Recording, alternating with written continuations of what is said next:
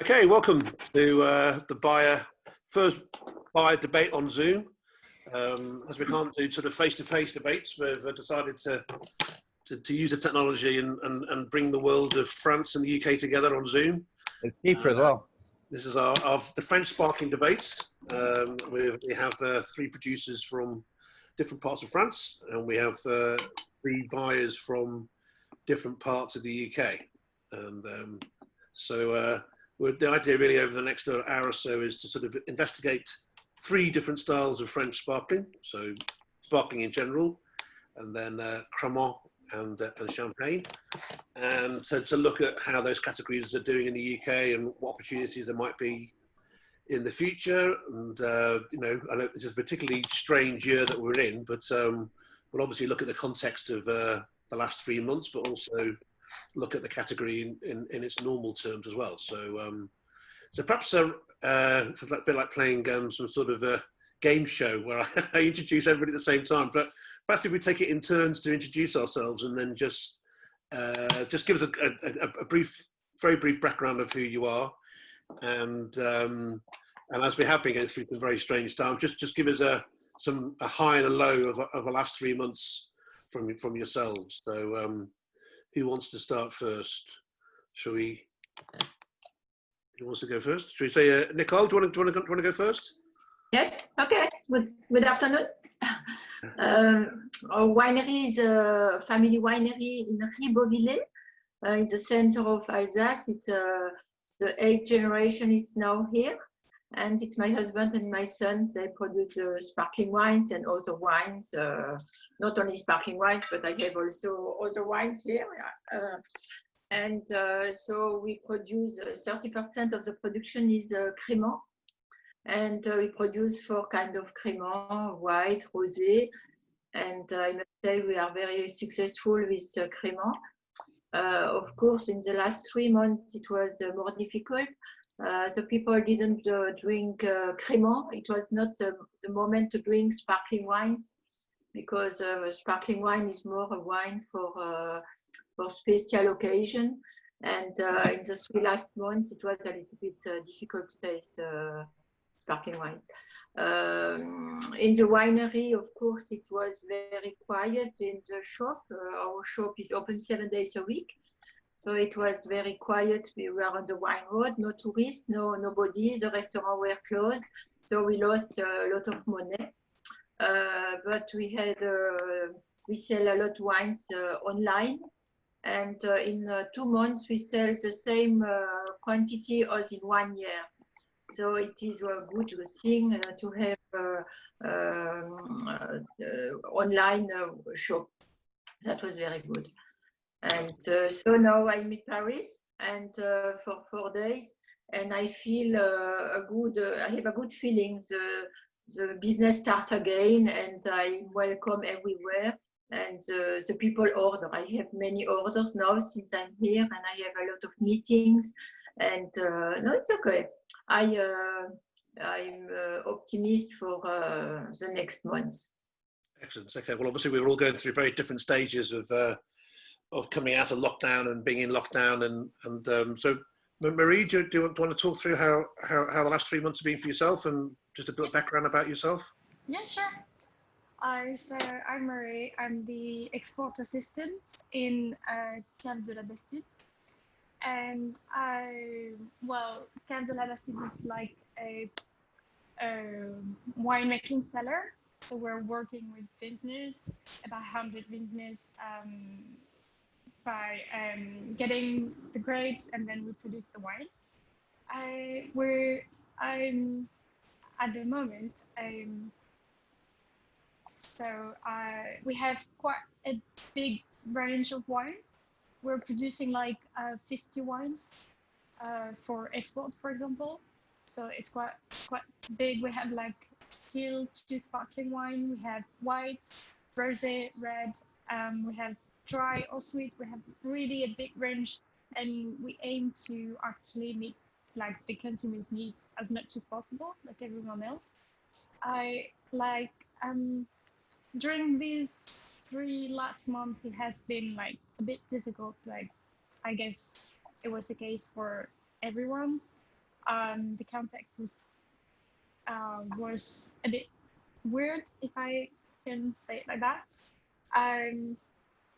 With like a lot of restaurants closed, we're working with restaurants, we are working with independent retailers, they were closed as well. So yeah, for the last 3 months it was a bit difficult, but we're also working for a part of our range with supermarkets, and they were still like going. So for this part, it was going pretty well. For export, it was a bit depending on the countries. We're working with the US, we're working in Europe also. So now it's starting to move again, but same, the activity was quite low in the last 3 months. And now it's getting better with restaurants reopening, with independent retailers as well. So we're getting more and more orders, which is good, a good thing. Hopefully Good, okay. it will continue. Great, okay. Well, we'll come back and talk to you a little bit more about Cremant in detail a little bit further on. Should we stay in France and go to Champagne? And how have things been for you guys? Nicolas? Good afternoon, everybody. Okay, yeah. So my name is Vincent Lagile. I'm the owner, grower. So, and here it is Nicolas, my export manager. And so I present my estate. I'm a grower since 1,600 years. And today I work with my sister Claire and Maud. And so we are based in Trélon, the northwest of Reims, close to Montagne de Reims. And so we produce about 50,000 bottles by year and make monocépage. So we have Révélation, 100% of Chardonnay, Inattendu, 100% of Meunier, and Cécile, 100% of Pinot Noir. And so we are being certified environmental value in 2014, and we are today in process to certification organic. Okay. And also we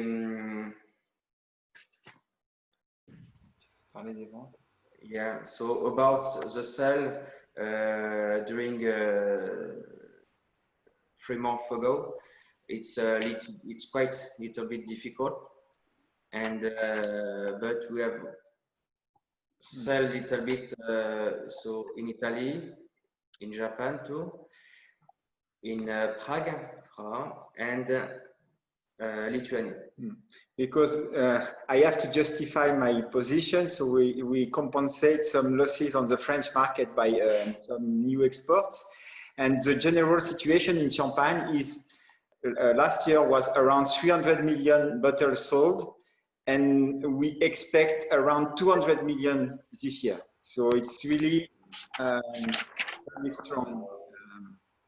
Is it not 300 million overall, or in terms of export?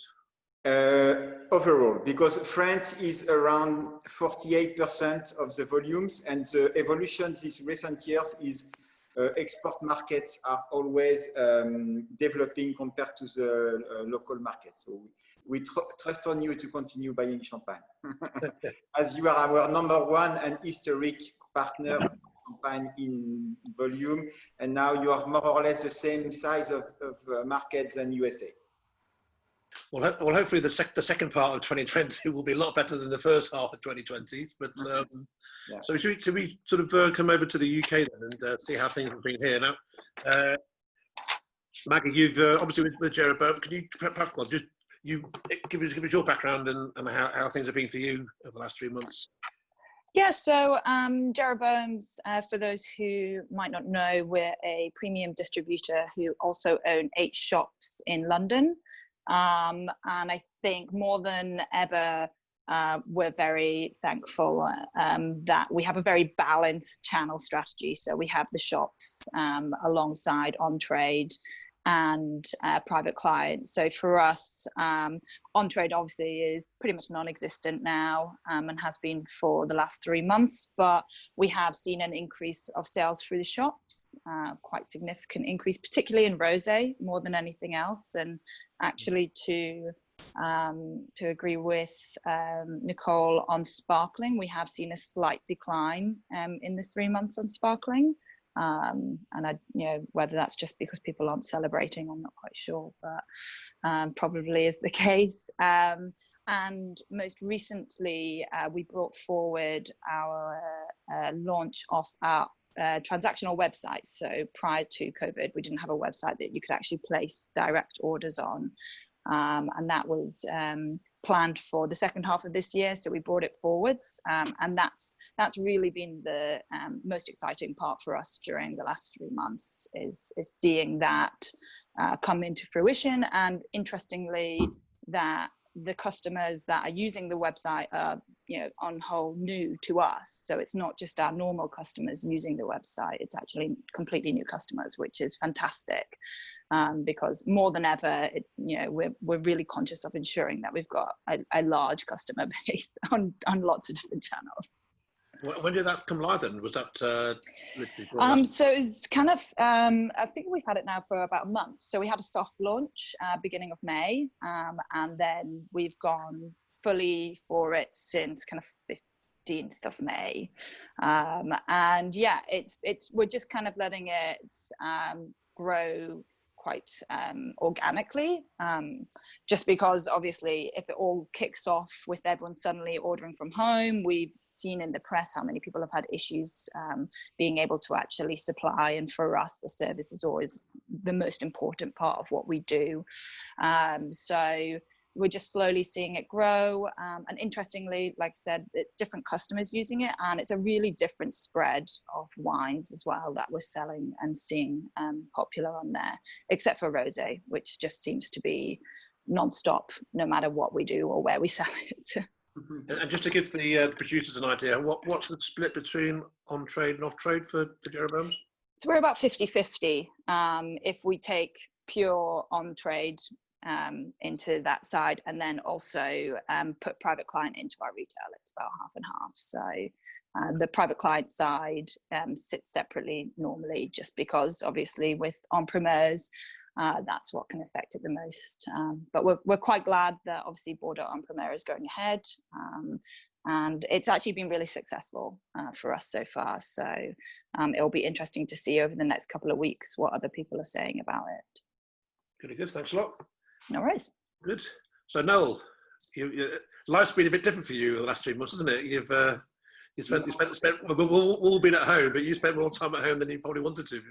Yeah, it's been a very strange time for the on-trade. I mean, we are, that's what we major on.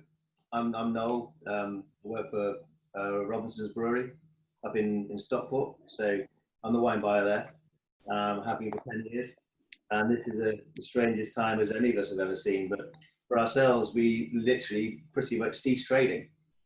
I mean, I was putting things in the box on the 28th, 23rd of March with no way for them to move, no income for the company. All of our pubs closed. You go from 300 moving sites to zero, complete zero. Thankfully, the company were strong, and they were able to support all of our tenants with free rents, etc., completely across the board, which has gone down fantastically well, as you can imagine. So the tenants have had fantastic support from the top of the office at incredible expense, but they are in a position where they can do that. But most of us, as with most of our industry on trade, are furloughed. And that's the way we remain. I'll be in next week for the first week to have a little look, because the problem with the UK at the moment is they won't give us dates. They won't give us dates. We're expecting a date again today, but we're now 2 weeks away from provisionally when we would go live, or potentially half live, and it's such a short turnaround for people to be ready and in place. It's an incredibly tight amount of time. So for ourselves, I've been sat with very, very understanding suppliers, which has been wonderful. We work very closely with them, so they understand the position we're in, as the rest of the UK and most of the world. But you know, when we watch our friends in Chile and in Argentina and in Italy, you know, struggling to try and, you know, find routes for their sales, which can't currently come through ourselves, it's very, very hard. But for us, I mean, the good side for the brewery is, of course, we make beer. So you know, the export beer continues to grow, that continues to move. We have off traders, which is wonderful. So someone like Chester's down in Wales, which, as the guys here have both mentioned, have seen wonderful loyalty. So you saw this one great thing happen in the UK. Say, no, we're not going to let people just fade away. We're going to support them. And my friend down in Chester's, Lloyd, you know, couldn't really believe what was going on. You know, one moment he thought they were going to be devastated, and the next moment, you know, they're taking orders just constantly all day, trying to find out a way to get them out to people, which was good to see. So at least that's part of our trade to continue. But for ourselves, you know, we are now at the mercy, really, of what's said later on today. And again, alongside that, it won't be a matter of pubs just reopening. They're not just reopening. There's incredible restrictions going to be in place. I mean, a lot of places simply won't be able to open even if we could. I think the biggest frustration, though, Richard, was the fact that with the furlough system as it stands, you couldn't have people just, you know, starting little businesses within those businesses, because that takes everyone off that system, and you're really stuck. People left still are in limbo. I mean, everyone's very grateful for the system, of course. It's kept people going, absolutely. But some clarity about where we go next, and as soon as possible, would be great. Yeah, and as I say, we are recording this on what are we today? June 23rd. So yeah, and from what I understand, from July the 1st, the furlough system in the UK means that there'll be that flexibility, won't there? There will be people who will be able to come back on and off on furlough, which hopefully will be able to help everybody, really. Yeah, we hope that to be a help. I mean, those things in place have been tremendous. But for us, it's more about the amount of time it takes to open a pub and get everybody ready to go again. Yeah. You know, the support system, that includes me. You know, when do we need key members back in at certain times, and how do we work this? And that will all depend on someone, perhaps what's actually said later on today. Right, excellent. So moving to the other side of Manchester and to Ben Stevenson from Hanging Ditch. What's it been like for you? Because obviously your business is what we might call a hybrid wine merchant, if that's the right word these days. Well, it's been as with everybody, it's been tricky. There's been opportunities and threats. My original business, Hanging Ditch, is an incredibly small site, and with the current situation, it's been impossible to trade it, even though they said off licenses could trade again, because it's so small.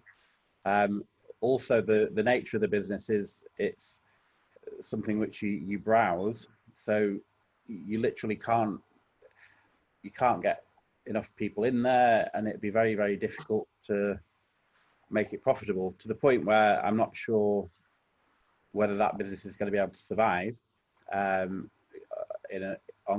the future, because of high rents, high staff costs, etc.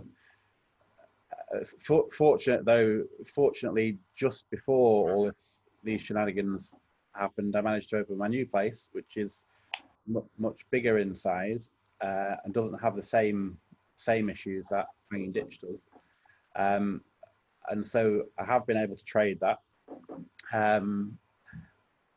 We were literally shut for a couple of weeks after lockdown, and before that we were operating mainly as a bar. And then we reopened just with a retail aspect, which was a good way of publicising we're a shop, because a lot of people thought we were only a bar before that. And as I mentioned earlier, a lot of our trade has been driven by craft beer, but that's created a unique marketing opportunity where there's been a lot of word of mouth, a lot of people finding out about us that maybe never would have come to us, and it's been it's been quite a big. It's been quite exciting, really. So, but we've had various challenges along the way. But yeah, it's okay.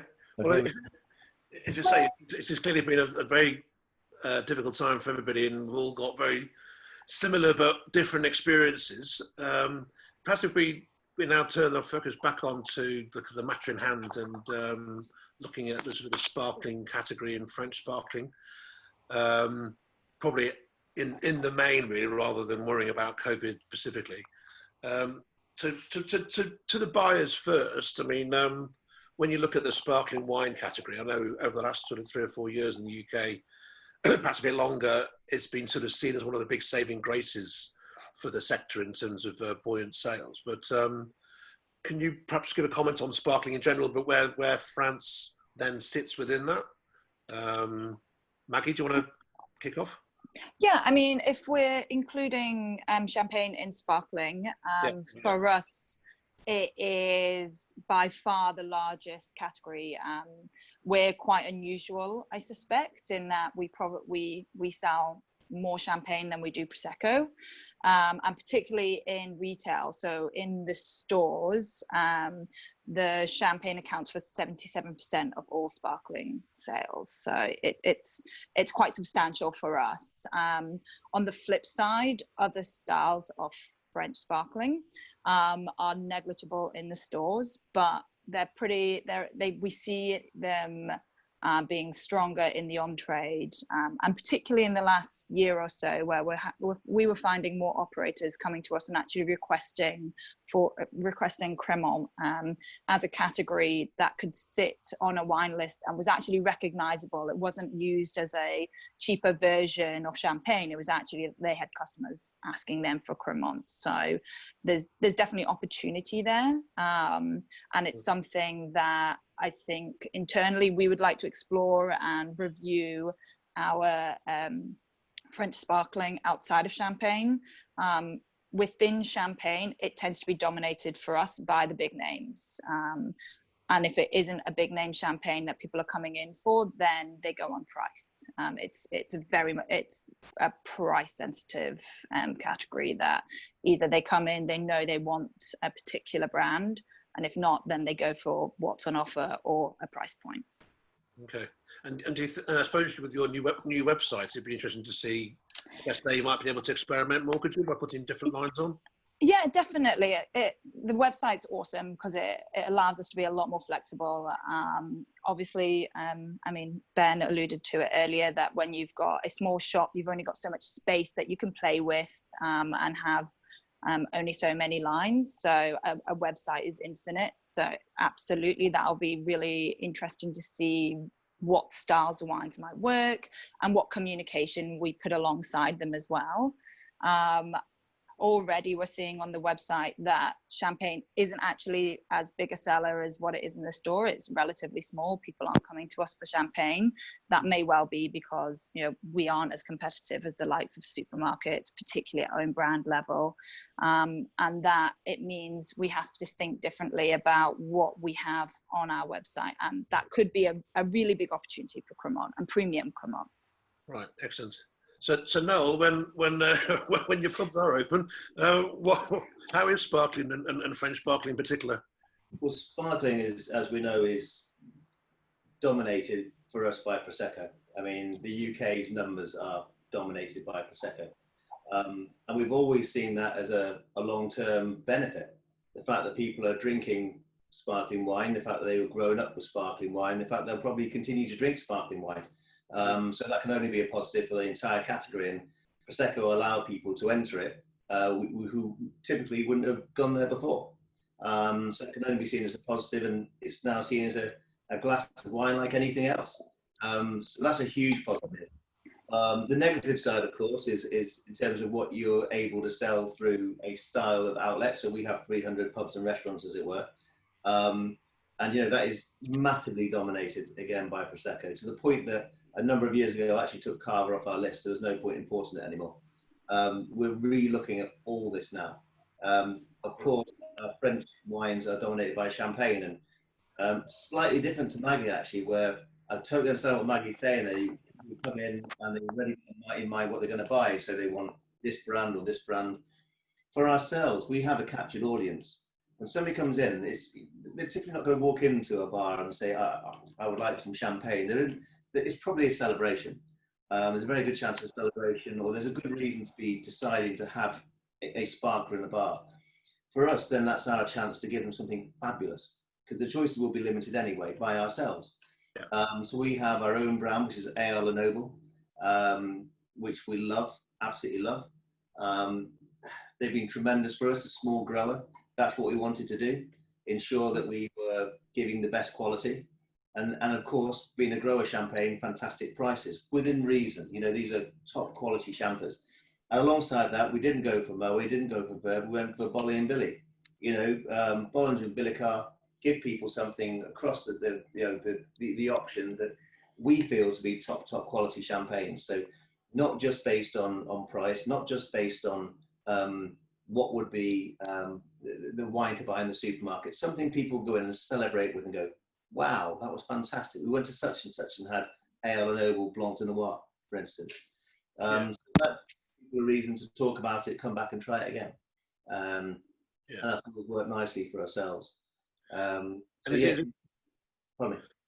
is it too early, I suppose, really, to sort of have an idea of whether or not the last 3 months will change in terms of people's price profile or what people will be looking for?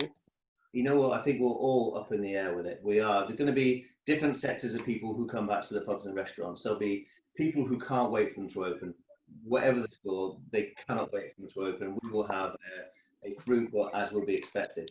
I think the people that we worry about not returning are those occasional visitors who may have come in for that celebration, may have just come in for a meeting that they may decide to have somewhere else. And we don't know for sure how that's going to go. We've no idea how that reaction is going to be. Yeah. And that's the part of the trade, I think, that we fear, because they're also very often the part of the trade that will come in and have the extra spend. So it's a tricky one. We're a bit up in the air. And a lot of it will do with social distancing requirements, etc. So what we're able to do. Yeah. So Ben, you may miss a bit of that, but like in terms of how sparkling sales are for yourself and French sparkling in particular? Well, I suppose if you take it into context of the recent past, I suppose pre-lockdown we are pretty dominated by Italian sparkling, but with a healthy mix of champagne too. We've also traditionally always had quite a good range of sparkling wine that's not Italian and not champagne, and had good success with, say, Cremant de Limoux. We've got one that works really, really well for us. But over the past 3 months or so, we've seen it's much more varied, the sales. So we've maybe sold as much in total, but because a lot more stuff is hand sold and it's retail, there's been a healthy mix of all different styles. Excellent. Well, we can look a little bit more into different styles as we go through with different producers, but perhaps if we now take it in turn to look at what the producers are actually doing. So Marie, should we start with you in terms of overall sparkling? Would you perhaps give a bit more detail about how the styles of wine that you're making? Okay, perfect. So basically, in our range of 50 wines, we have 8 sparklings. You had the opportunity to receive and to try, I guess, hopefully to like, 5 of them. So the first one would be the Perlet, this one. The label would be different because we just changed it, so this one is not changed yet, but it has like the Provençal shape for the bottle, and we're using very unusual grapes to make our wines, typical from the region. So for this one, for example, it would be loin de l'œil, literally far from the eye. because the stalk is like really long, so the grapes are quite far from the vine. And it's a blend of Loin de l'Oeil. So blend of Loin de l'Oeil, Mosaic, which is another unusual grape from here, and Sauvignon Blanc. And this one stays on lees for 6 months. That's why it's slightly fizzy. It's not completely sparkling. Yeah. So this would be for the first one. Then we have a second range, and this one would be 293 Exeter. So the second range would be more fizzy, more lively, more vivid.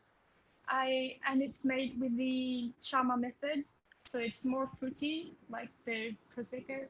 Well, it's the same method as the Prosecco, so it's going to be more lively, more vivid, and more fruity. So you have the sweet wine, this one, made from the same grapes as the Perlé. So Loin de l'Oeil, Mosaic, and the Sauvignon Blanc. And this one is 480 XLR. And then you have the rosé as well. So this one. So same here, we're using, we have quite a lot of rosé sparkling. You had the opportunity to receive only one, but we had the rosé Perlé. Perlé is like the iconic emblematic wine from our winery. So you had the Fizz Rosé and you had the Brick Rosé as well, that you didn't get either. And then we have our kind of premium range, more classic range with the Esprit de la Bastide. It is more like, it's not a traditional method. It's made with the ancestral method. So 1 fermentation in bottle. And we have demi-sec, the Brut one and the Brut Rosé as well. So the Brut is 553 XLR and the demi-sec that you receive 629. Yeah, great. And have you changed in terms of the range that you have? I mean, have you looked to add more different styles into the range over the years, or? We actually we are trying to add new wines, but not for the moment, not for the sparkling wines. No. It would be more for the other ones, like the rosé and other ones. Okay, and in terms of where you sell those wines, I mean, how well do they do, be it domestically and then for export? Which ones are more successful for export? Okay, so the most iconic one, the Perlé, is doing really well on export. It's definitely one of our best seller. Then the Fizz are doing well as well, and yeah, the classic range might be a bit more expensive, but it's another side, so it's depending on what you're looking for exactly, depending on the styles you're looking for, on what you want. They're offering basically very different sensations, very different things. So. And when you're talking to export buyers in the export markets, what are the kind of the things that you're finding that people are looking for? Is it driven by price points? Is it driven by the actual style, the flavour? What are the factors that people are coming to you for? They're coming because of the price, because we offer quite good quality wines for the price, and something different as well. You know, we have these very unusual grapes that are original, very different. It's something that is very appealing for them as well. Yeah. Maggie and Noel, can I ask you in terms of, I know you mentioned earlier about champagne and the dominance of it, the sparkling. I mean, where do you sort of see in terms of mainstream French sparkling, sort of where there's not quite the same identity to it? What are your feelings around mainstream French sparkling? I think from my side anyway, where we've had people kind of request it, it's when they've tasted it on holiday and they want to recreate that holiday experience. In particular, the likes of kind of Cremant de Bourgogne, Saumur, these styles of wines, it's where people have been, they've had it there, they really enjoy it, and they want to find it here. And I think that certainly works. Another area which I've seen work quite well is in kind of sparkling Provence styles, because it's something people recognize. They like rosé, they like Provence, and again, it's that kind of the cues that consumers recognize that gives them the confidence to buy it, because when it's something that is completely unknown, it might be an unknown region, an unknown variety, without being able to taste it first, which obviously at the moment is pretty difficult. It's hard to kind of explain why they should potentially give it a shot. And from our side as well, it tends to be that a certain price point, so the more premium, people are more reassured by it, in that, you know, if it's at the same kind of level as champagne or English sparkling wine, or French Quarter, then people are like, oh, okay, then that's what I should expect to taste. Yeah. So I mean, and Noel, I mean, what are your thoughts on sort of just general French sparkling, or southwest versus southeast versus the north? Or it's a tricky one. Maggie mentioned something really important there, which is the kind of wines that people come and seek out. And you tend not to do that in a bar or restaurant. You may go to a shop, you know, a wine merchant to go and find these things. It's not something which many of us would put on our mainstream list expecting big sales, unless there's a really good reason. That could be fabulous packaging that just stands out. That could be the right price, which helps it all work. It could be a liquid that we can't turn down. But it's a very, very tricky thing to pull all those pieces together. You know, when you've got, you know, frizzanti, as it were, you know, wines at say €4, you know, when Italy's banging out buckets of it at €2, you know, it's very, very, very difficult to find that market. And if they're not spumanti, they're still frizzanti. We still have that issue we have with our own Prosecco, excuse me, frizzanti on tap. No, we got myself in trouble there, where people don't see a high enough, you know, mousse or bubble, and they don't think it's you know, sometimes you have that sent back. So very often, certainly with an English market, they're expecting fizz, a great deal of fizz. If they don't see it, very often they won't understand that that's how the wine's made. And certainly if the glasses aren't prepped perfectly beforehand, you may have no fizz at all. So it is a real tricky one. And for us, it's quite interesting seeing the wines that we've been sent, because you know, when as wine guys, we're all wine guys, you know, you go, ooh, this is great, you know, let's have a look at this, but then we have to find a way to make that commercial for us all, to make everybody a success, and it is tricky to say, and it breaks me inside, but price is incredibly important unless you have, you know, a name to hang it on. If you're not hanging it on the name champagne, if you're not hanging it on the name Prosecco, it's very difficult to push your way in unless you have a price point to help you, or a total uniqueness. Okay. Yeah. We'll come back to Ben and here he is again. Chief. Sorry, I didn't expect quite so many interruptions, but no, sorry, no worries. It's okay. We were just talking generally about French sparkling as a in the main, rather than looking at any particular regions. I mean, have you had much success in terms of French sparkling versus other countries? Well, as I mentioned earlier, we sell quite a lot of different fizz, non-champagne fizz, and I suppose Cremant de Limoux has done well, well for us as a particular area, but. In the past, we've sold various different Cremant from Bourgogne, from Alsace. I think it's a style that people do ask for, and has got a good. It kind of hits a nice price point and can offer something interesting. The Alsatian, the Pinot Auxerrois fizz that I tried last night, I thought was really interesting style and really kind of consumer friendly. But they are a bit of a hand sell. But I think once people try the wines, it can really convince them.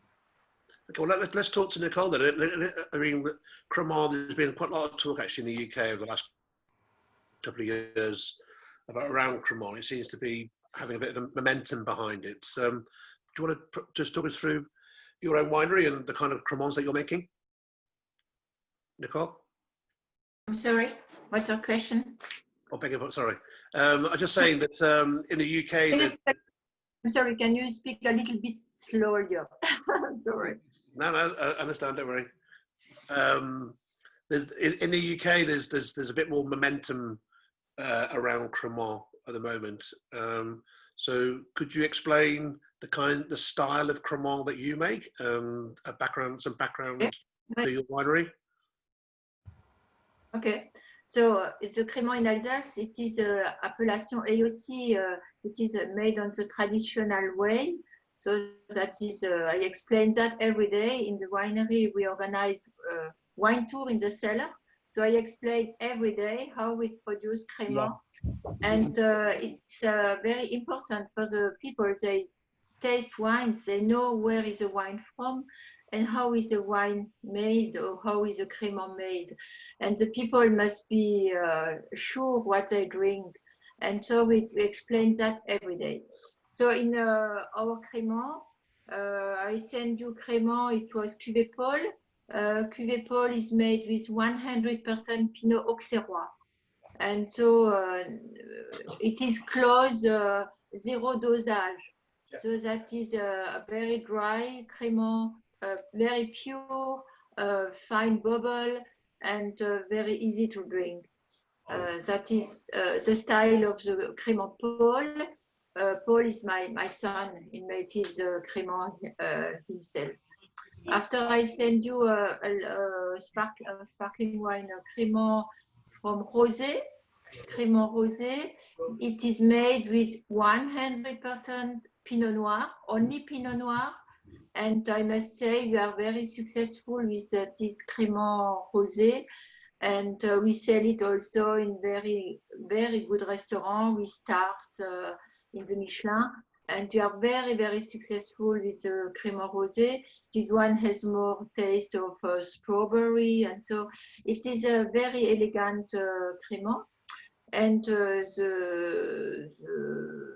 last one, the best one, I say the more prestigious Cremant, is a Blanc de Noir. So it is made also with 100% Pinot Noir. And this one, we produce only 5,000 bottles. Every year, we are happy to do the next dégorgement. And the Pinot Noir, Blanc de Noir, is on lot for 24 months. And the style is very pure and delicate. And I insist on the small bubble in the Cremant. And that is a sign of high and good quality. And in the moment at home, they do dégorgement. Yes. So, and in Alsace, I say 30% is Cremant in Alsace. And this year we will start very early harvest. I think around the 15th of August, we will have the first harvest for Cremant. And we have never seen that. Every year it is very early now, and the grapes are wonderful this year. Excellent. And how would you say that Alsace Cremant differs from other Cremant being made in other regions of France? If it's different? What makes it different? What if you were doing a tasting of different Cremant, what makes Alsace? I think Alsace is the region with the most experience in Cremant. The region Alsace is the region immediately after Champagne who produce the most Cremant. And I must say, when you have blind tastings, it's very interesting. Often Cremant d'Alsace have the most success. and it's okay. But I think we have it's a region from France. We have the most experience in Alsace, and I remember 30 years ago we didn't produce Crémant, but now the young generation, they are very interested in this Crémant, and no, it's good. We have the young generation is very professional. Yeah. And our winery is on the way to be organic. So it is for all 20 hectares in 3 years, we are organic everywhere. And that is a big challenge. But I think it is, we cannot, in the next time, we cannot not be organic. We have to be organic because the market for organic wine is so big. And sometimes when I travel, they say, is it organic? Yes. If not, no chance. And we deliver wines also by our French president in Paris, Monsieur Macron. And we sell also in some ministères. When I was there 5 or 7 years ago, no, only champagne, no, only champagne, no chance for Crémant. And now I sell a lot Crémant in this ministère, and I'm so happy. Great. It was a big challenge, but I'm happy we have this market. Yeah, what is it? It shows a big change in France in terms of its attitude towards Crémant. Well, can I ask you, outside of France, what are your main export growth for Crémant? For export, it is US, a lot to California, where they buy a lot Crémant, and also to Princeton in New Jersey, and yes, and to Italy, to Belgium, to Sweden, and yeah, well. Okay, so interesting. And bringing it back to the UK buyers, I mean, I know we can be guilty in the trade of talking about certain categories because we in the trade are interested in them, but you know, what is happening with Crémant in the UK, and why do you think there is this new interest in it, or has it always been there? Ben, go on before you jump off again. I think I'm done now, but I don't. That's a good question, Richard. Because I'm not really too sure. Obviously, as a wine person, we know it and we enjoy the style, but there is more demand for it. It could be the growth of holidays and people experiencing it abroad, because that's how quite a few countries experience growth, is actually people enjoying it while they're away. And I wouldn't be surprised if that is the answer, but I really don't know. Yeah. No, I mean, do you have that in part of your range? Alsace is what do we say about Alsace? It's the one place in the whole world where everyone who loves wine loves Alsace. Every single one of us, we cannot sell the amount of wines you deserve to sell, and it's frustrating and annoying. And I don't know what to say. I've been to your place, Godfrey. I mean, I spend time in Alsace, and it's just one of those where we come back scratching our heads. Because the one thing I can say in a positive is we have champagne here, and it's not going away, and hopefully it never will. We want people to have that celebration and that wish for luxury. It's really important. And we have at the other end Prosecco, and as those people grow, and as their tastes change, and they feel they don't need certain levels of sugars, etc., and just different things that will change their attitudes to wine as people grow up. I think we're going to find a whole new category sat in the middle. But how many times have we seen our own press write these stories about what's going to happen next? Because we want it to. It doesn't mean the public will do, because there's still a big gap when you move from, you know, the Proseccos of this world up to the likes of Crémant d'Alsace, which we love. But it is stuck in a funny area for me as an on-trader, which is where we basically are, where you've got people coming in, and you've got people coming in who will have a celebration of champagne. And the knowledge is very limited between, and we must all remind ourselves of that most people come into a pub or restaurant aren't experts. You know, they know very little about wine, in fact, and they will come in for something they understand, or is priced correctly, or sounds attractive, or maybe has a big gold medal sat in it. So they're always very helpful as well, to be honest. We spend a lot of time at competitions making sure our guys have the right medals put forward and give some confidence to the consumer.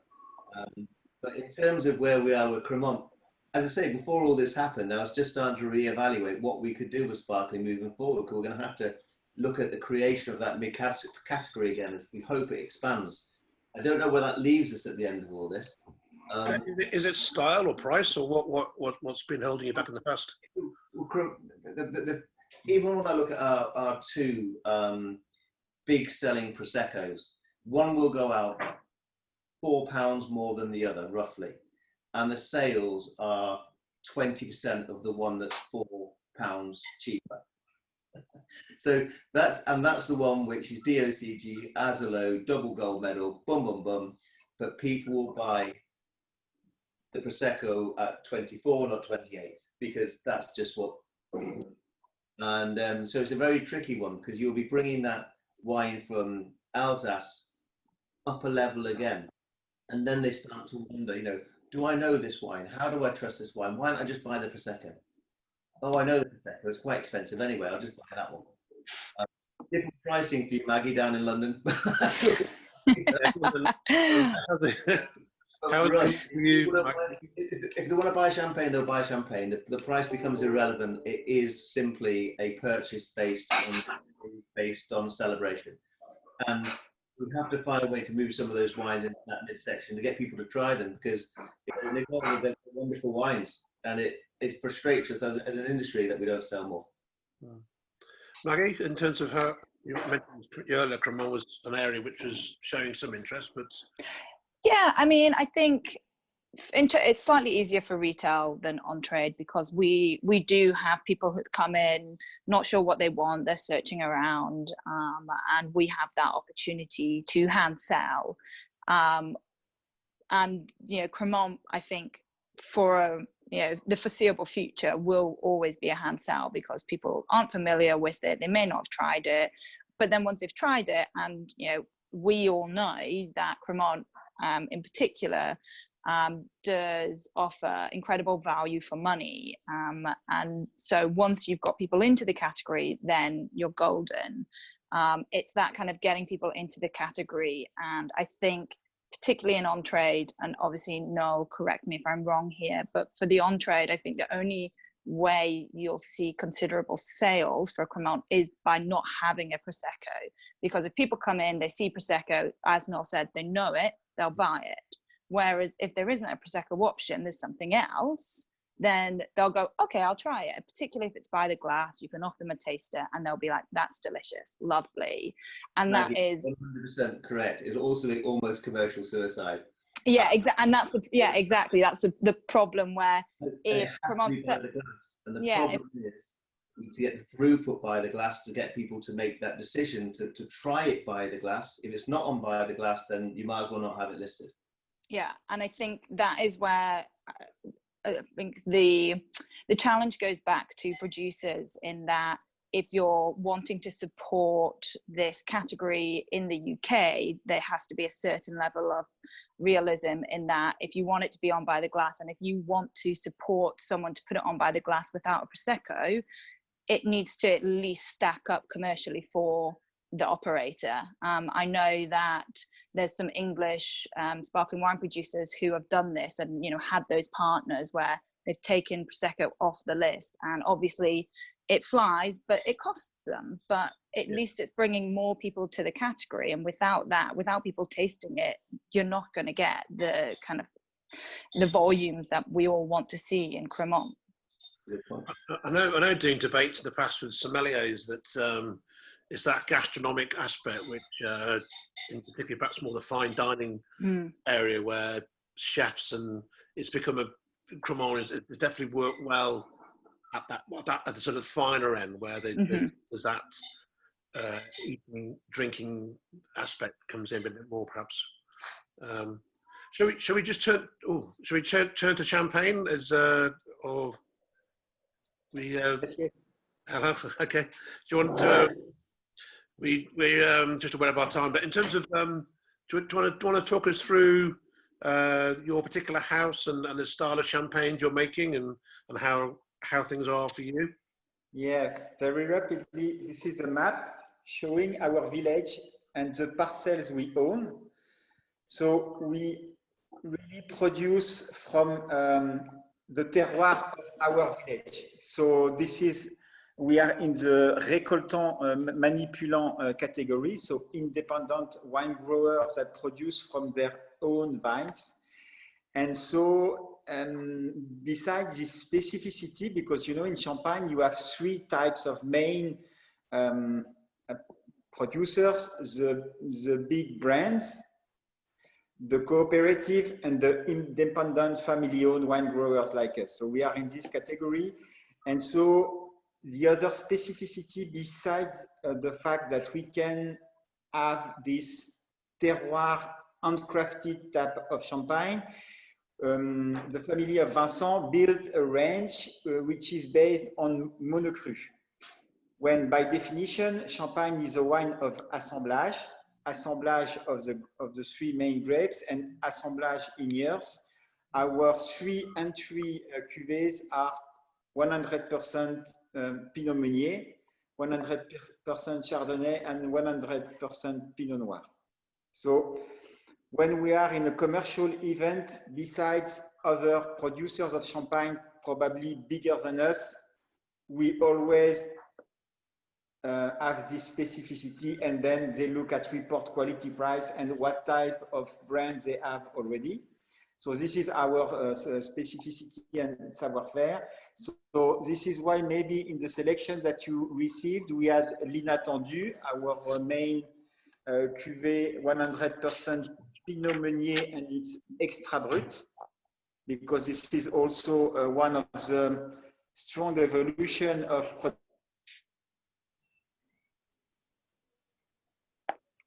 more and more extra brut and more zero dosage. So this is a pure expression of the fruit. Nicolas? Yes?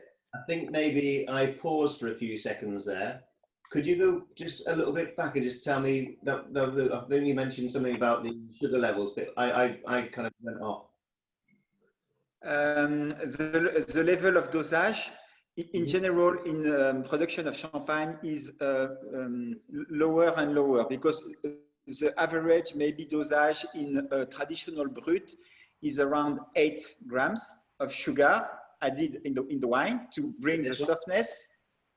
And this cuvée, our main cuvée produced from 100% Pinot Meunier, is extra brut with 2 grams only. Okay, thank you. And besides, so the three monocépage, we have Cuvée Alliance that you received also as a sample, which is an assemblage of the three main grapes. And we have two rosé, and as you may know, in Champagne, you can produce rosé by addition of red wine from Champagne, from our vineyard also, or by maceration, with the color of the skin. And we have one rosé with each method. So most of the time when you are in commercial negotiation, you say, which kind of rosé do you produce? As a salesman, I can say we do both. And we also have the specificity to keep several vintages, because in most of the champagne houses, they have one vintage in the range and they produce once every 2 to 3 years.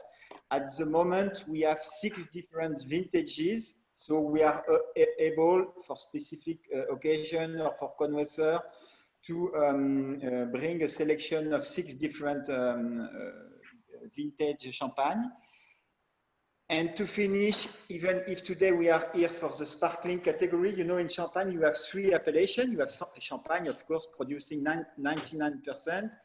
And we produce still wine. So this is a Coteau Champenois from Trélon.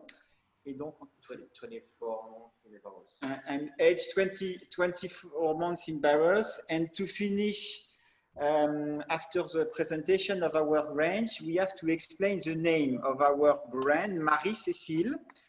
Cécile is a French first name for a lady, like Cécile, but it doesn't spell like this. And the name Cécile, written like in our brand, is a French word for oak that we use to age some of our cuvées. And actually, we do have also some, because we are, let's say, agricultural type of producer, we also have some forest owned by the family. And so we use some oak barrels that are produced from oak coming from our forest. But you will be welcome soon when we can travel again, and we give you a good visit and tasting, of course.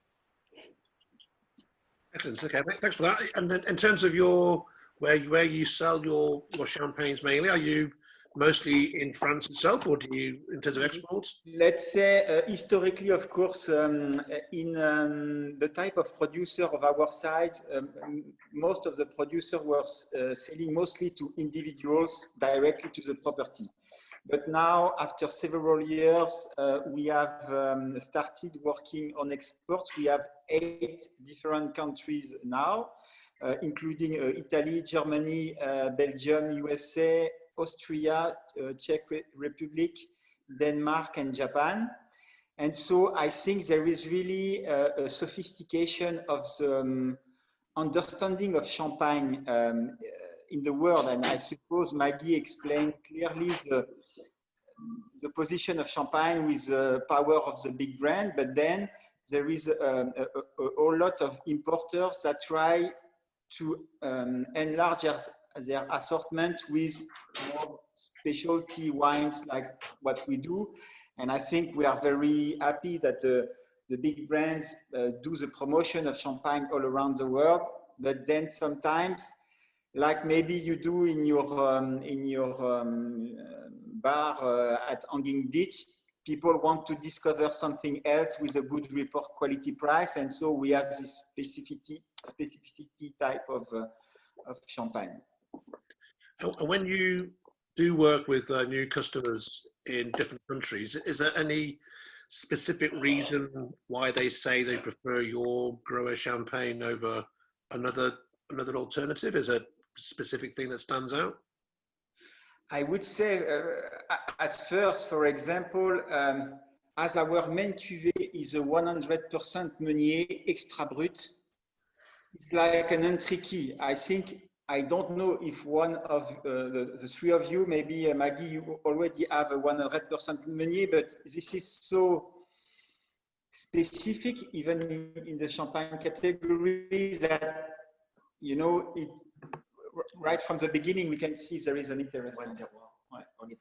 And the terroir also of Trélon, because probably most of our customers, they have like 10 different champagne growers in their category, but they have some champagne from Côte des Blancs, they have some from Épernay, from Aube. And then we have also our specific area in the Vallée de l'Ardre, so north of La Marne. Good, thank you. Thank you for that. And going back to the buyers, I mean, there's been obviously grower champagne, a lot of interest in grower champagne, particularly I know amongst independents and in restaurants. So any thoughts on and it's what true. Makes grower champagne stand out?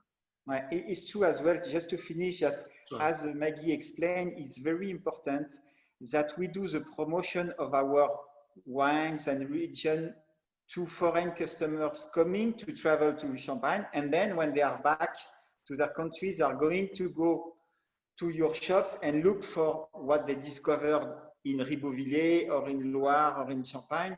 And so this is why we participate every year to Printemps des Champagnes, which is a promotion event of the whole Champagne world, not individual promotion, but and then after this we exhibit at Wine Paris or Pro Wine to meet with a professional to develop sales. Can I just say, I mean, I think you've done brilliantly. You hit the nail on the head. You know, if you're going to come in and be a small producer, you have to have something that's different and unique and a selling point. And to have 100% Pinot Meunier, Ben, don't you have 100% Pinot Meunier on your list somewhere? Yes, I think we've got. I think we've had it. and the fact that it's 2 grams of sugar is stylistically where people are aiming for, and what they're looking at. It's right, you know. Okay, maybe not for us. You know, we're a 300, you know, bars, etc. But you know, when you're talking the likes of, you know, Maggie and Ben, who promote these kind of, you know, we all in the wine world want people to try different things, and to be able to offer that is fabulous. And first thing I noticed when the wines came was that Meunier, and the idea of thinking, hello, you know, great, you know, open up an avenue for yourself. You know, people will always buy Moët Chandon, you know, they'll always buy Veuve Clicquot. If you can give them a reason to buy something else, then tremendous. Yeah, Ben, do you want to pick up on grower champagnes? What might make you want to look at a grower champagne over something a bit more? I mean, I suppose for me, I suppose it's quality and individuality. So you can find some really great champagnes that haven't got necessarily a recognised name or a marketing budget that massively over deliver on those 2 points. But I suppose they are more of a kind of a wine enthusiast wine, and converting people to buy those wines might take time, but I think it's worth it. Especially when I mean, I suppose the main thing with the Grand Marque is just about consistency and a style, whereas that's where Grower Champagne offers something different. Yeah, and you always have a big focus, don't you, on design and the how the bottles actually look on shelf, don't you? So absolutely. Yeah. Yeah. I think people buy with their eyes first, so packaging is very important. Yeah. Maggie, you mentioned at the beginning of the conversation how important champagne is to Jeroboam's. I mean, in terms of the grower side of things, is it an area where you have capacity as well? I mean, sadly, our grower sales are really quite small compared to the branded options, and that's not for lack of trying or for love of finding these beautiful family producers, because you know, in the kind of greater portfolio of our wines, that's what we stand for, is kind of family producers. I think a lot of it does come down to, as Ben was saying, packaging. That quite often, you know, when they're kind of lined up next to all the big names, it's hard for them to jump out on a shelf. And so it really relies on our shop staff loving the wines and really, you know, kind of trying to pull people towards something that they might not know. So definitely if packaging is, you know, super quality, and really is something slightly different from what a lot of the Grand Marques are doing, then that helps so much. And then once, you know that once they open the bottle and they taste it, it's going to be delicious. And it's something that people enjoy introducing new things to their friends as well. You know, when you're having people around, there's nothing more enjoyable than saying, hey, I didn't buy Moet or Veuve or even Bollinger, you know, from Tesco's on offer. I've actually bought this beautiful family grower, and I heard this story, they told me all of this, and taste it, it's amazing. You know, everyone loves to do that. It's just like they were saying, it's getting them across the line to do it. And I think from our side, we're yet to find kind of a grower that really ticks every single box, you know, the price quality ratio, the unique factor. You know, I love the 100% Meunier and the extra brut. It was absolutely delicious. But also the packaging, you know, and once you have all three of those, then you're onto a winner. Yeah, and I know that, again, talking, it's that individuality now. I know a lot of sommeliers and, again, independent merchants, don't they? They look at that champagne grower opportunity as a way of allowing them to express their own personality about their own, what their restaurant or what their merchants are all about, you know, rather than just having all the big names. That was simple. Ours was simple. When we took on Anne and Antoine from Lenoble, it was the easiest. You know, one of the easiest decisions I had to make. I mean, the quality was off the scale, and you know, we were able to say to people, look, this is what we've gone out and found. This is for you. You know, it's not just a celebration with a cheap champagne. It's a serious champagne.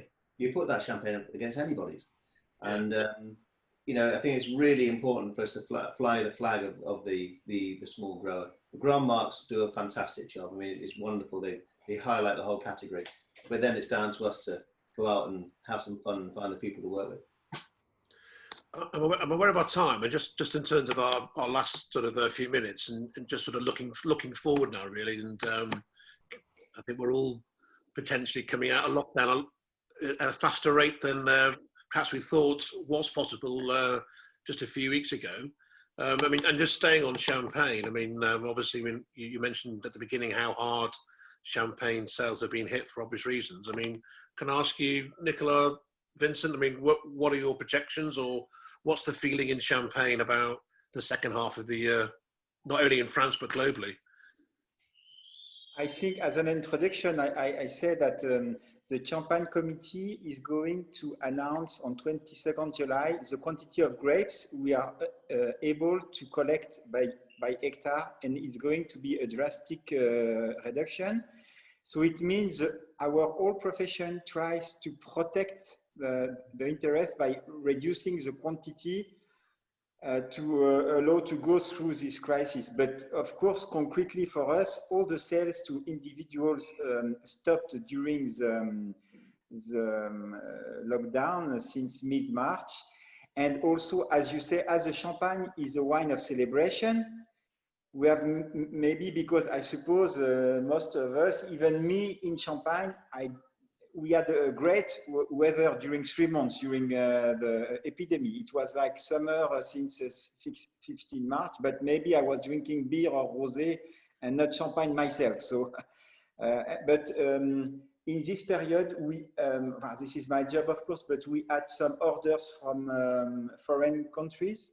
So for sure, before the epidemic, we knew, Vincent and me, that export is one of the future of our house, and Vincent is young, so we can look in 10, 20 years, not only this year and next year, but of course we feel there is still good opportunities to build on export markets for us. But of course, as we were talking about sales, we produce 50,000 bottles per year. So at the moment, I think we sell 25% on export market.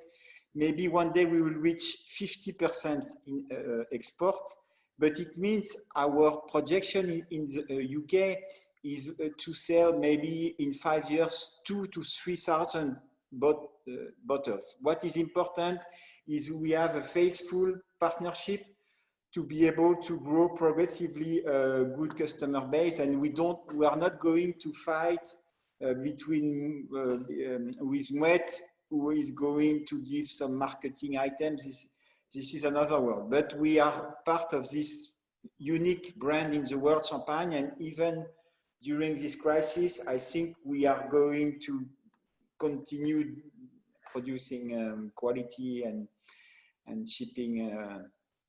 At least we believe it. Okay, well, we wish you all the best for the rest of the year. I mean, Nicole and Marie, can I ask you in terms of how you're looking at the rest of the year, and in terms of perhaps regaining some of the sales that you lost? Well, what's the feeling, Marie? Mm-hmm. Well, as you know, the last 3 months were difficult for everyone, but we really are we're not giving up on anything. We stayed open during those 3 months working, and this is what we're going to do. And we will be traveling as much as possible when this will be, of course, possible, to meet buyers and to try to do something with export, definitely. Here in the UK with you, maybe? Okay. Or, yeah. focusing on producing good quality wines, definitely. Just keeping going on with all our production and focusing on the sales. And Nicole? Okay, my feeling is I'm very objective, and I feel the market will start again, and I'm sure the people will drink again wines, and okay, harvest will be like in Champagne. We reduce really much the production for Crémant. We cut grapes. We have okay, it's for us very difficult to do that, but we don't have the choice. We have to produce high quality. It's not necessary to have too much wines in the cellar and we cannot sell it. So it is, we think now we have not only this year, but I think next year also we have to reduce the grapes and to produce high quality wines. And so I don't have an importer in UK, and I would like really start a good partnership with somebody of you, and not only for one time, but we start now and we develop it in the next year, in the future. So it is a little bit the philosophy of our house. All our importers, we work with them since 45 years or 30 years, and that is very interesting to have confidence and to work together and to grow together. That is the philosophy of our winery. Yeah, and it's interesting to hear you both talking about the long-term impact, not just for these few months now, but next year's harvest and managing the production side to supply and demand, which I suppose is always been. I think the importer has to understand, to know the philosophy of the house, to sell it with to sell it, because if you don't know the winery, okay, it's not. I think it's important to understand why the price is 5, 7, 10, or 12 or 15 euro. It's to understand. If they understand that, they can sell it very easy. I don't sell prices. I sell quality, very high quality wines, and I need an importer who likes. So okay, I sell quality wines and not prices. Okay, good. And just finally to the buyers, I mean, I know you're sort of slightly different businesses, but how do you look ahead to the next 6 months, and also do you think this is going to have an impact on what you might be looking to buy and travel in the future, or? Yeah, I mean, I guess travel wise, you know, we'll see what happens. I don't see myself being able to do much travel for work probably this year, which is obviously very sad. I think at the end of the day, though, we're very lucky that, you know, we live in the 21st century, and you can have Zoom calls, you can have Zoom tastings. And so for us at the moment, we're embracing modern technology for buying, and which is unusual. I know it's a bit of an oxymoron in the wine industry, embracing modern technology, but we're trying it out. It seems to be working pretty well. And then, you know, looking forward to being able to travel to new producers that we have perhaps already signed up in the future. And yeah, for wine fairs, for example, Maggie. Pardon? For wine fairs, for example, do you think you would probably visit next year more Wine Paris or Pro Wine, or both? I mean, it all comes down to kind of government guidelines, I guess. You know, I wouldn't have an issue if it's all set up, everything's safe, it's easy to travel, affordable to travel, you know, at the end of the day, with COVID kind of affecting all of our bottom lines, we have to be tighter on the purse strings when it comes to travel. And so, yeah, absolutely. If it works, I'll 100% be there, particularly Wine Paris, because I missed it this year because of the bloody storm. I got stuck up in Scotland. So yeah, I mean, it's kind of business as usual for us. We're still looking at our portfolio. We're wanting to fill the gaps that we had, and yeah, we just want to continue offering great wines to our customers. And I know that we're very fortunate that we're in a position to be able to do that. I know there's other people that are not as lucky, and if we're able to help our colleagues in the UK wine industry and abroad, then that's what we aim to do. Share any information or what's worked for us, then I think that's all we can do, really. Yeah, absolutely. So Noel, so hopefully you're about to come off the pause button and get back into real work again. I mean, how do you see the next 6 months shaping up for yourself personally?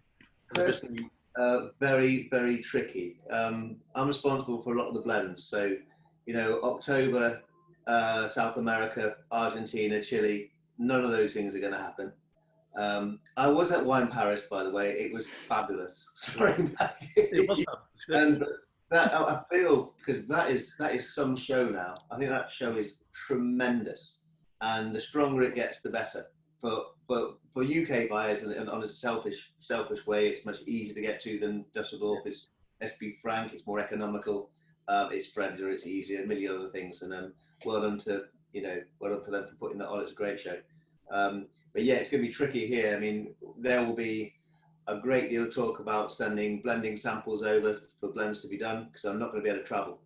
And that will be a number of estates. But, we've done that before. We'll do it again. I remember creating a gold medal sat in front of my telly once, which is kind of cool. And the reality is, we have all the bits and pieces we need here to do it, but we miss that interaction. You need that person to person. That's how business works. That's how our business works. We're not working with big firms that are faceless. We're working with people. Well, it's much slower as well, isn't it? If you want to change the blend or whatever else, everything takes much longer. Everything takes longer. And, for me, it's going to be a tricky 6 months, but fingers crossed we can get back to some type of normality. Goodness knows where we'll all stand next year all of us for the shows. We don't know. And I guess we'll just have to wait and see. But this year is slowly, I think, we have, for ourselves, we have stocks in place. We have stocks ready to ship as is necessary, and we'll get through this year and talk to our suppliers about what we do about blends, etc., and what the necessity is for next year, based on this year's already over calculation of original needs. Yeah. And Ben? Well, I suppose it's been kind of, we're in a slightly different position because we've been trading through most of it. Well, to say no.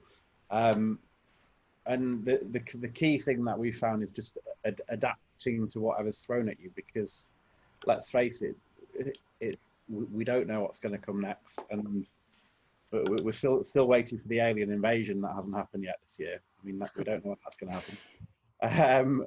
But yeah, it's just been constantly adapting. And I suppose, being a very small business, it's very easy for us to adapt. But sort of when you've got a brewery with however many sites you've got, just restarting the brewing process when the government doesn't even let you know when you can open again. How long does it take? About 3 weeks to actually go from nothing to start again. It's it's adaptation, I suppose. I think that's a really key point there, because to perhaps finish on is like that, how the industry has adapted over the last 3 months. I mean, I've been amazed by, I know we always talk about lack of innovation in the wine trade, but over the last 3 months, there's probably been like 50, 60 ideas coming through every week which you don't normally see in a year. So the industry really has shown. And again, yeah, it's down to people, isn't it? I mean, we all sell wine, but it's the people that makes it all happen. Before I let you all go and go back to your normal lives, as normal as they are, can I just quickly, just for a bit of fun, where when we can travel again, where would you most like to be, raising a glass of Cremant or sparkling or champagne in the future? Who wants to go first? I can go because I actually have something booked. Okay, great. Well, I'm fingers crossed anyway. I'm hoping to go to Morzine at the end of August for some hiking and lake swimming, and yes, drinking lots and lots of delicious Cremant. So fingers crossed. Good. So is this a fictional part? This is another You sell a lot of champagne, so then you drink Cremant during your holiday to compensate. Exactly. Yeah. Supposedly they're supposed to be out in South America. That will be happening. So hopefully, fingers crossed, it will be Wine France, Wine Paris. We'll get to see everybody there, and we'll drink a little glass of each. Absolutely. Marie? No idea. No idea. Okay. Marie, whatever. Where would you most like to go and raise a glass of wine?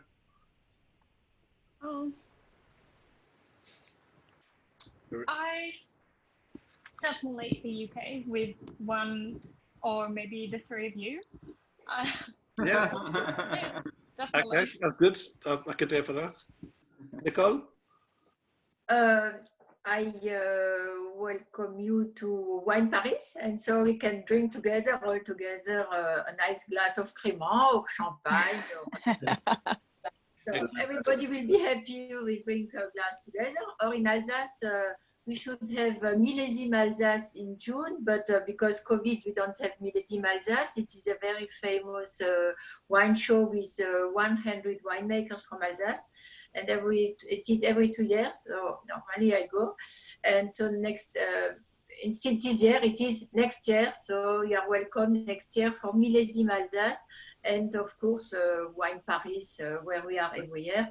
And it is a wonderful show. And because I stopped to do Provine, I go only to Wine Paris because I prefer Wine Paris. Or, of course, in UK, if I'm welcome in one of your company or in all the company. And finally, Vincent, Nicolas, where would you? For me, I have 2 weeks of holiday and I didn't make plans yet. But I understand that if I come to UK, I stay 2 weeks in the same place. So I want to make sure that one of you three can welcome me during 3 weeks for a long tasting. Okay, yeah, we'll do that. You stay there, we'll come and find you. Right. We'll be at Wine Paris as well, and we'll go and say hello to our friends of Loire and Alsace as well. Great. Okay. Well, let's make a deal. We can all meet up in Wine Paris, and Noel, we can find that bar we went to last time, and treat them. I'll treat you all to a drink then. We'll bring the crowd. Done. Yeah. Great. Okay. Well, thanks for all your time, and all the very best for the next few weeks and the year coming ahead.